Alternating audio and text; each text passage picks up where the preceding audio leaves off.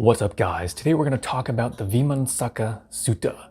And the importance of this sutta is the fact that the Buddha actually invites the monks to investigate him and see whether or not they actually think he is worthy of the title of being fully enlightened. So there's actually several key sutras like this where he invites or teaches how to have critical thinking. So I do want to get into those eventually. But as for this one, he starts off by saying there are two states that you want to look out for. States cognizable by the eye and states cognizable by the ear. In other words, what do you observe and what do you hear me say? And so for the record, these metrics he's about to lay out, these are useful to apply to your own life as well. There's three different states he says to look for within this framework. First of all are there any defiled states that you can observe or hear? Then are there any mixed states? A little bit of good, a little bit of bad. Then are there any cleansed states? So in short, you want to look for, are there actual blatant red flags that you can see or hear?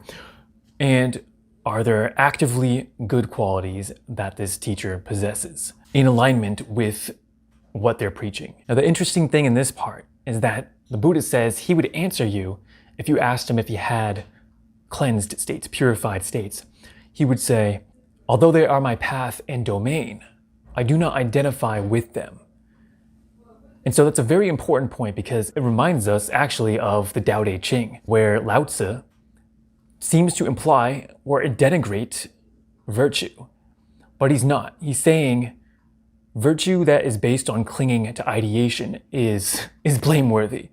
But what's not blameworthy is virtue that emerges naturally from being rooted in the place of the Tao, the enlightened, non-dual Buddha nature. So this has a similar vibe. Now the next key point is that he says to investigate whether or not he has had this wholesome state of enlightenment for a long time or only just acquired it recently. And he doesn't explain this, so I take it to mean that you're looking for whether or not the person looks like they actually put in the hard work to back up the claim that they're making. So that's one thing. And another reason could be, even if they seem qualified, have they had that state or title long enough that it's conceivable they could be a skilled teacher? Next point. If the teacher has achieved fame and renown, do they look like they are caught up in it? Are they obsessed by the title? Do they look like their mind is actually preoccupied with that title? If they are, then it would imply that they are not as mentally established as they claim to be. And for the record, it's not that fame and renown are bad.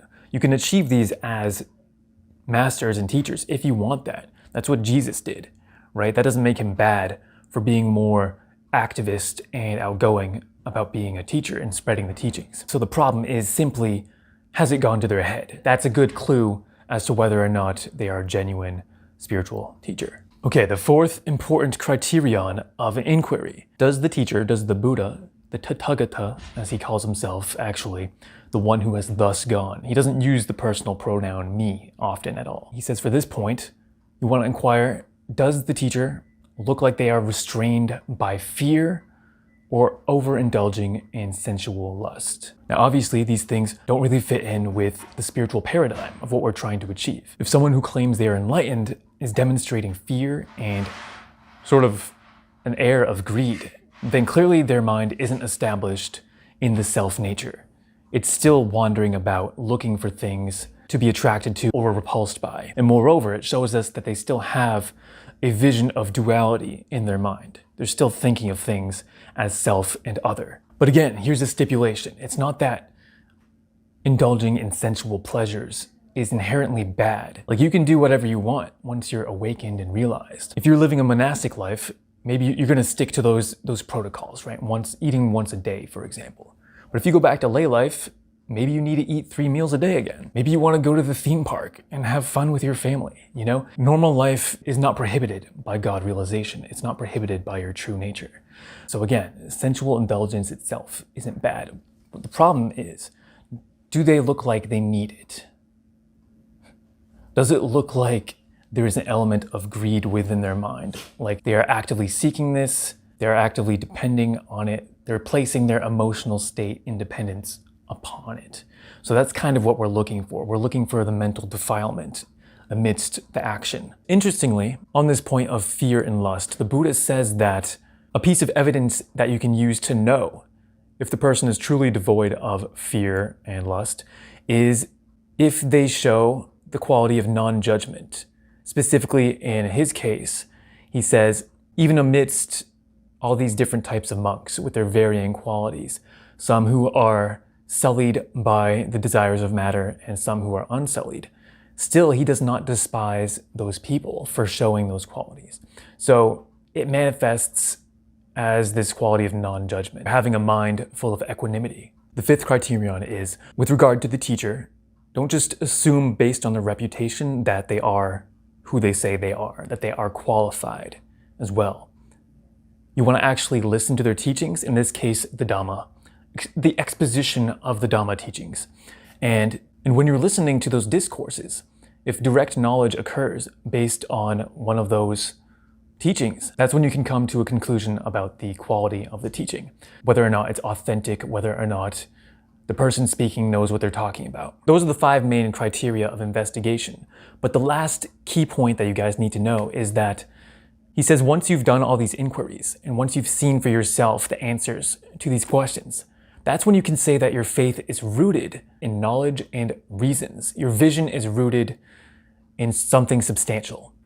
So this is interesting because it's the exact opposite of what the kind of brand of faith that we've been sold in America, in the world in general, because it's usually coming out of Christianity, where it's saying like, hey, just believe this thing. If you don't question it, it's kind of virtuous, right? But actually it's the exact opposite. Real faith is based on knowledge. It's based on an edifice of actual direct knowledge and investigation.